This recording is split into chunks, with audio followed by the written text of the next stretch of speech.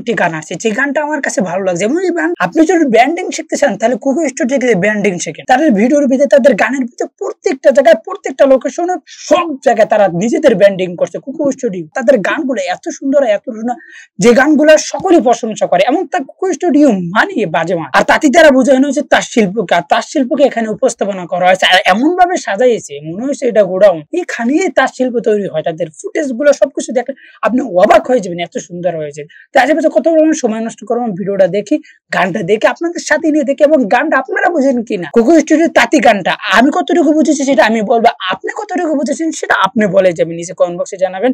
আর যারা channel subscribe করেন অবশ্যই চ্যানেল সাবস্ক্রাইব করবেন। Video Bangla season 3। কুকু স্টুডিও ব্র্যান্ডিং করতে হয় কিভাবে সেটা তাদের কাছ থেকে শিখবেন ভাই। বাংলাদেশ অনেক মানুষ ব্র্যান্ডিং করে, কিন্তু তাদের মতো ব্র্যান্ডিং ভাই কেউ করতে পারে না।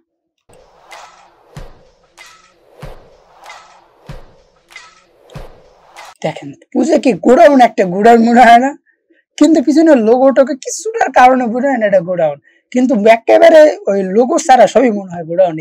এই জায়গায় সমস্ত জিনিস তৈরি হয়, এমন লাগতেছে।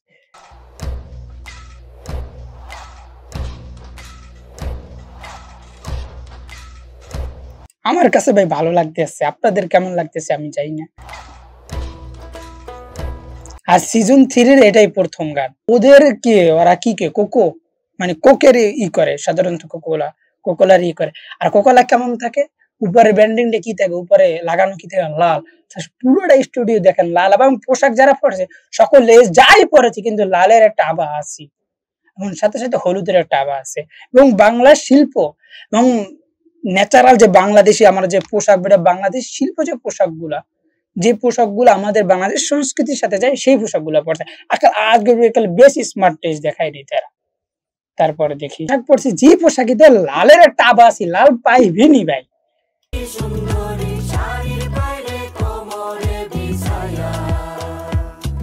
আর এই শুটটা এমন ভাবে করে বুঝে কি একবারই এক ক্যামেরা চালু করছে আর পুরোটাই এক লগে শেষ করছে, এমন ভাবে শুটটা করছে, আপনি দেখলে বুঝতে পারবেন।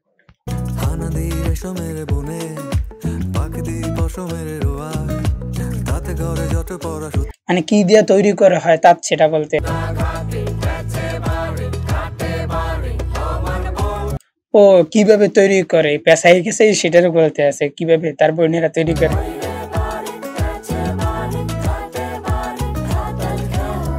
ও মানে তার শিল্পের বিভিন্ন অ্যাঙ্গেল ম্যাঙ্গেল থাকে না, এদিকে টানা বানা এই ধরনের কিছু বুঝাইতে চাইতেছে মনে হয়। তো আমি যতটুকু বুঝি সেটারও বলছি।